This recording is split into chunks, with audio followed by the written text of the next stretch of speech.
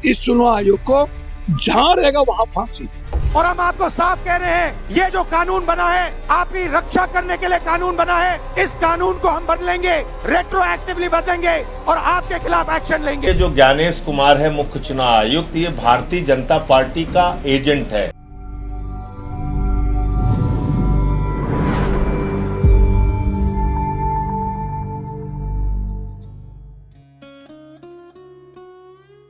दोस्तों नमस्कार, मैं जगन्नाथ गौतम सियासत हिंदुस्तान यूट्यूब चैनल पर आपका स्वागत है। दोस्तों, एक मीडिया रिपोर्ट की माने तो एक बड़ी खबर सोशल मीडिया से निकल कर आ रही है और आप उसे सुनेंगे तो आप भी दांतों तले उंगली दबा लेंगे।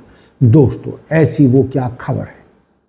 दोस्तों, ये तो आप जानते ही हैं कि वर्तमान में पूरे विपक्ष के निशाने पर मुख्य चुनाव आयुक्त जिस तरीके से उन्होंने एक पार्टी बनकर भाजपा की गुलामी करते हुए भाजपा को जिताने के लिए तरह तरह के षड्यंत्र किए हैं और ईवीएम के द्वारा या एसआईआर के द्वारा या अन्य हथकंडों के द्वारा जिस तरीके से वो लगातार भाजपा को चुनाव जिता रहे हैं, उससे कई लोग बहुत गुस्से में हैं। देखिए, मैं पहले दिन से कह रहा हूं कि ये जो ज्ञानेश कुमार है मुख्य चुनाव आयुक्त, ये भारतीय जनता पार्टी का एजेंट है।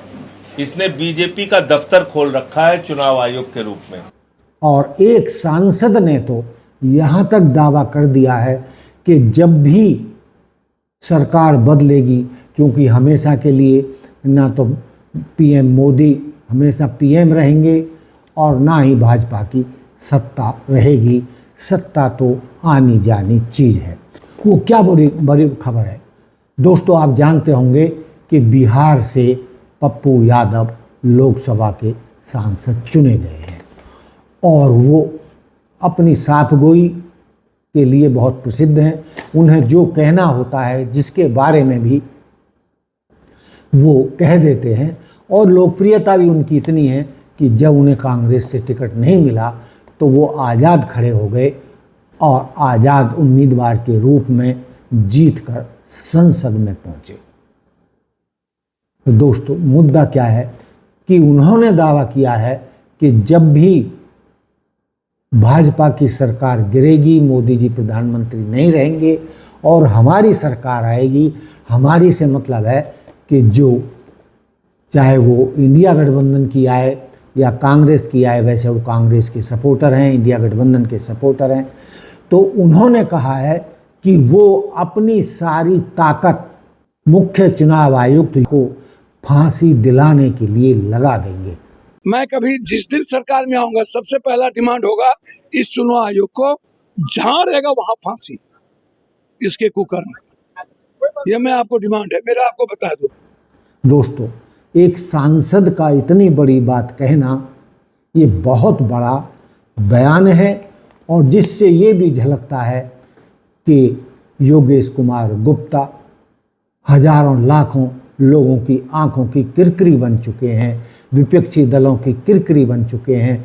जिस तरीके से विपक्षी दलों के नेताओं को वो अपमानित करते हैं और सरेआम भाजपा को चुनाव जिताने के लिए लगातार कभी एसआईआर कराते हैं, कभी लाखों लोगों की, जैसे अभी बताया जा रहा है कि 76 लाख या कितने में 1 करोड़ से कम लोगों की उन्होंने वोटें काट दी, जिससे जो टीएमसी के सपोर्टर थे और वोट कटने से इतने वोट काटे, उन इलाकों में काटे जहां टीएमसी का बोलबाला था और टीएमसी को इन वोटों के कटने से हार का मुंह देखना पड़ा। यानी केवल बंगाल का चुनाव ही नहीं, बल्कि बंगाल, हरियाणा, मध्य प्रदेश, महाराष्ट्र, बिहार, सब जगह वो खेला कर रहे हैं और वो विपक्ष के निशाने पर है। नरेंद्र मोदी जी ने इलेक्शन कमिश्नर के लिए कानून बदला, नया कानून लाए, कहा कि इलेक्शन कमिश्नर कुछ भी करे उन पर एक्शन नहीं लिया जा सकता है, उन पर कार्रवाई नहीं ली जा सकती है। मैं इस गेट से आपको कह रहा हूँ, आप मत भूलिए, आप हिंदुस्तान के इलेक्शन कमिश्नर हो, आप नरेंद्र मोदी के इलेक्शन कमिश्नर नहीं हो। और हम आपको साफ कह रहे हैं, ये जो कानून बना है आपकी रक्षा करने के लिए कानून बना है, इस कानून को हम बदलेंगे, रेट्रोएक्टिवली बदलेंगे और आपके खिलाफ एक्शन लेंगे। और दोस्तों, कोई भी व्यक्ति या अधिकारी देश से ऊपर नहीं हो सकता। जिस तरीके से मुख्य चुनाव अधिकारी योगेश कुमार लोकतंत्र का गला घोंट रहे हैं, लोकतंत्र के लिए खतरा बने हुए हैं और भाजपा के हाथों में खेल रहे हैं, उससे वो देश की जनता के निशाने पर तो हैं।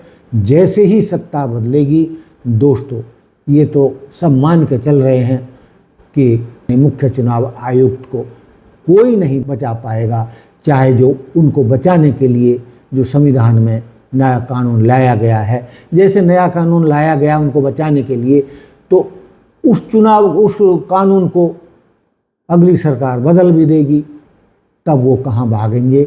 और हम आपको साफ कह रहे हैं, ये जो कानून बना है आपकी रक्षा करने के लिए कानून बना है, इस कानून को हम बदलेंगे, रेट्रोएक्टिवली बदलेंगे और आपके खिलाफ एक्शन लेंगे। और एक दिन उन्हें कानून के फंदे में फंसना ही होगा। और विपक्ष को कितना गुस्सा है उसका पता पप्पू यादव के बयान से ही लग जाता है। और पप्पू यादव कोई आम आदमी नहीं है, बल्कि देश की संसद में लोकसभा के सदस्य हैं, यानी सांसद हैं। उनका ये कहना कुछ मायने रखता है और निश्चित रूप से बहुत सारे पत्रकारों का, लोगों का ये मानना है कि जब भी सरकार बदलेगी योगेश गुप्ता के बुरे दिन उसी दिन से शुरू हो जाएंगे। हालांकि ये भी माना जा रहा है कि रिटायरमेंट के बाद भाजपा सरकार उन्हें बहुत बड़ा इनाम देगी, कहीं का गवर्नर बना सकती है, उनको एक्सटेंशन दे सकती है। सरकार के पास बहुत सारे रास्ते हैं, उन्हें और कोई बड़ा पद दे सकती है। या रिटायरमेंट के बाद यदि किसी अधिकारी को 2, 4, 5 साल का एक्सटेंशन ही मिल जाता है तो वो भी अपने बाप में बहुत बड़ा इनाम होता है, जिससे कि उसकी ताकत कुछ वर्षों के लिए और बढ़ जाती है। तो दोस्तों, जो पप्पू यादव ने कहा उसकी क्लिप भी हम दिखाने की कोशिश करेंगे। बाकायदा हम कोई अपने मन से ये बात नहीं कह रहे हैं, लेकिन जो मीडिया में उनकी ये वीडियो क्लिप चल रही है जिसमें उन्होंने योगेश कुमार गुप्ता को फांसी लगाने की बात की है, उस वीडियो क्लिप को भी हम आपको दिखाने का कोशिश करेंगे अपने इस वीडियो में। तो दोस्तों, देखते रहिए सियासत हिंदुस्तान। जय हिंद, जय भारत, जय संविधान। नमस्कार, धन्यवाद।